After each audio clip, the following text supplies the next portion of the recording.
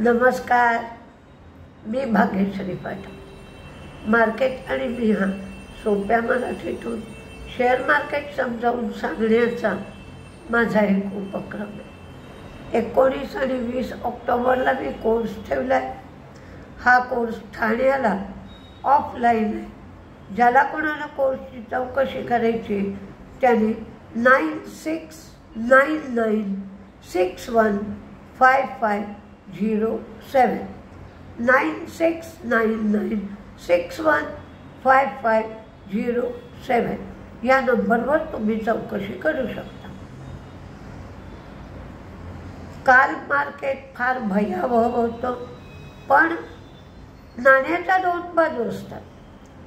ज्यांना कोणाला मार्केट खूप वाढत आहे, महाग झालं आहे म्हणून मार्केटमध्ये घुसायची संधी मिळत नव्हती, त्यांना ती संधी मिळू शकेल.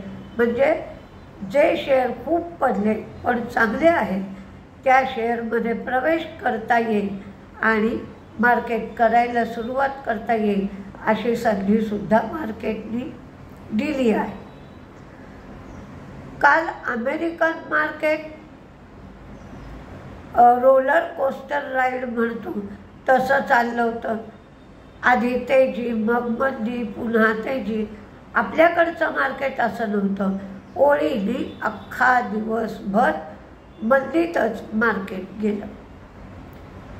कारण फॉरेन इन्व्हेस्टर्स जे असतात त्यांना मोमेंटम लागतो ETF-साठी, तर तो भारतातल्या मार्केटमधला कमी व्हायला लागला होता. त्यामुळे त्यांनी भारतातली त्यांची गुंतवणूक काढून घेतली. अमेरिकेमध्ये सर्व्हिसेस PMI जो आला आहे तो डेटा चांगला आला. जॉबलेस क्लेम 2.25 एवढे झाले, म्हणजेच जॉब ओपनिंग काही प्रमाणात वाढलं. एनर्जी सेक्टरमधले शेअर तेजीत होते. एनव्हिडियाचा शेअर तेजीत होता आणि इराणच्या तेलाच्या विहिरीच्या ठिकाणी इस्रायल हमला करेल असा अंदाज अमेरिकेच्या राष्ट्रपतींनी व्यक्त केला आणि त्यामुळे क्रूडचा दर खूप वाढला. कारण इराणमधून 4% सप्लाय क्रूडचा होतो. असं जर झालं, तिथे हल्ला झाला तर क्रूडचा दर वाढू शकतो. आणि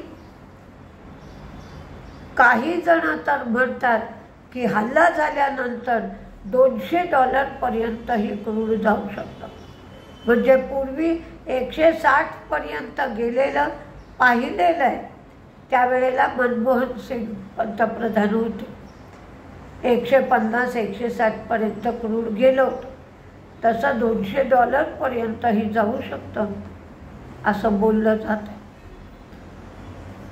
बँक ऑफ इंग्लंडचे गव्हर्नर रेट कट करतील अशी बातचीत झाली. त्यामुळे पाऊंड आणखीन कमजोर झाला. अमेरिकेमधले जे बंदरावरचे वर्कर होते त्यांनी काल 45,000 वर्करनी संप पुकारला होता. पण 7% पगार पुढील 6 वर्षांसाठी वाढवावा या अटीवर त्यांनी तात्पुरता तरी संप बंद केलाय. आणि या सगळ्या गोष्टींमुळे अमेरिकेमध्ये रोलर कोस्टर राईड काल झाली. फॉरेन इन्व्हेस्टर्सची विक्री झाली 15,243 कोटींची, तर डोमेस्टिक इन्व्हेस्टर्सनी 12,914 कोटींची खरेदी केली. एवढी जर खरेदी DIIची झाली नसती तर मार्केट 3,000 पॉईंटपर्यंतही पडला असता. क्रूडचा दर 77.60, bond yield 3.84, dollar index 101.92. Updates आज सगळ्यांचे आले. HDFCने काल HDFC मधले BNP पारिभासनी 43.75 लाख शेअर 750 कोटीला विकले. बजाज फायनान्सचा ॲसेट अंडर मॅनेजमेंट म्हणजेच AUM 29% वाढले ते 3.74 लाख कोटी एवढे झाले. त्यांच्या ठेवी 21% वाढल्या. त्यांनी 14% जास्त नवीन लोन दिली आणि लिक्विडिटी सरप्लस 20,100 कोटी एवढा झाला. डीमार्टचा रेव्हेन्यू 14% वाढला आणि स्टोअरची संख्या 377 झाली. पण ही आकडेवारी अपेक्षेच्या मानाने कमी आहे किंवा थंडी आहे असं म्हटलं जात आहे. ही progress. Bombay stock exchange weekly index derivative contracts Sensex 50 ही 14 नोव्हेंबरपासून डिस्कंटिन्यू होईल आणि वीकली इंडेक्स डेरिव्हेटिव्ह कॉन्ट्रॅक्ट बँकेक्सवरची 18 नोव्हेंबरपासून डिस्कंटिन्यू होतील म्हणजेच बंद होतील. बँक ऑफ बरोडाच्या ठेवी, advances, global business, global deposits सगळी वाढली. शिल्पा मेडिकल हिच्या शिल्पा फार्मा लाईफ सायन्स यांना हा तिचा आर्म आहे. हिला सर्टिफिकेट ऑफ सस्टेनेबिलिटी मिळालं ते युरोपकडून मिळालं आहे. JTL यांनी बोनस देणार होते तो कॅन्सल झाला आहे. त्याला बोर्डाने परवानगी दिली नाही पण एकाचे 2 शेअरमध्ये स्प्लिट होणार आहे. आरती ड्रग्स हिमाचल प्रदेशातल्या बद्दी युनिटसाठी त्यांना UK गव्हर्नमेंटकडून गुड मॅन्युफॅक्चरिंग प्रॅक्टिसेसचं सर्टिफिकेट मिळालं. हुंडाईचा IPO 14 ऑक्टोबरला सुरू होईल पण त्यांनी सांगितलं की जागतिक ताणतणाव जर वाढले तर मात्र तारखेमध्ये बदल होऊ शकतो. अलेम्बिकच्या अल्काफॅटाडाईन सोल्युशनला US FDA कडून अंतिम मंजुरी मिळाली. हे डोळ्यांचं औषध आहे. ETF जिथे मोमेंटम मिळेल तिथे जातात.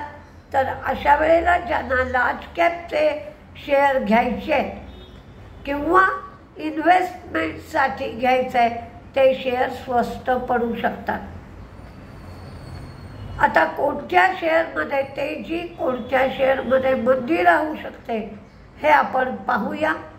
पण एकंदर वातावरण काय चाललंय ते बघा आणि अतिशय कमी प्रमाण ठेवा म्हणजे डोक्याला त्रास होण्याची शक्यता कमी होईल. BCL क्रूड वाढलाय म्हणून ONGC. तुम्ही पेपर शेअर, त्याच्यानंतर शुगर, दारू अशा शेअरवर लक्ष ठेवू शकता की साखर किंवा पेपर शेअर किंवा ज्यूट शेअर या सगळ्याचा ही जी आत्ता झकाझकी चालली आहे या झकाझकीशी संबंध येणार नाही. उलट ज्या कंपन्यांचा माल, जी केमिकल्स भारतात चीनमधून येतात त्यांच्यावर डम्पिंग ड्युटी लावली जाईल, अँटी डम्पिंग ड्युटी. म्हणून JK पेपरचे पेपर बोर्ड चिली आणि चीनमधून येतात. या पेपर बोर्डवर अँटी डम्पिंग ड्युटी बसवण्याची शक्यता आहे. टाटा केमिकल जे सोडा ॲश आयात होतं त्याच्यावर अँटी डम्पिंग ड्युटी लागेल.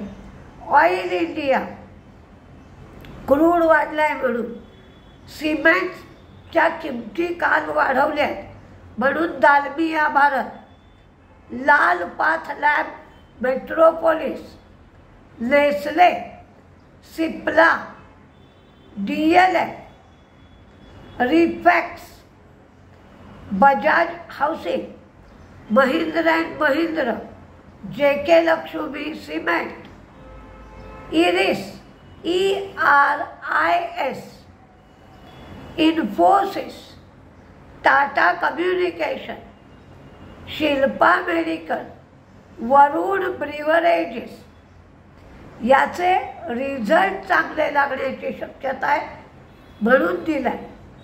कारण उन्हाळा संपलाय तर आता जो रिझल्ट लागेल तो या कंपन्यांचा चांगला लागू शकतो. एंजल, कालही एंजलचा शेअर तेजीत होता. बॉम्बे स्टॉक एक्सचेंज आणि सिप्ला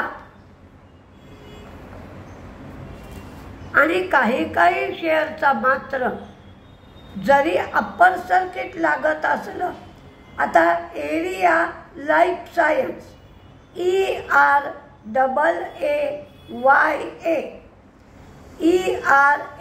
ERAAYA हा शेअर जो आहे त्याचा भाव 33 रुपये होता आणि त्या शेअरला ओळीने 25 दिवस अप्पर सर्किट लागत आहे. आता त्याचा भाव 2635 झालाय. तर असे जे शेअर आहेत त्याचा रिस्क रिवॉर्ड रेशो होणार नाही, फसगत होण्याची शक्यता आहे. त्यामुळे अशा शेअरमध्ये लक्ष देऊन ट्रेड करा. एखाद वेळेला ट्रेड होईल, जशी लॉटरी लागते, पण नंतर मात्र तुम्हाला पैसे गमवावे लागतात. आता मंदीमध्ये कुठले शेअर राहतील तर बाटामध्ये इन्व्हर्टेड फ्लॅगचा ब्रेकडाऊन झालाय. Power finance corporation double top झालाय. TVS motor upward sloping trend line breakdown झालाय. BPCL, HPCL क्रूड वाढलाय. D-Mart जे अपग्रेड आले ते कमजोर आले. PVR कोणतंही नवीन रिलीज नाही आहे. LIC housing, Tata motors, Shriram finance, Bharat forge, Berger paint, Pidilite, IndiGo आणि अशोक लेलँड.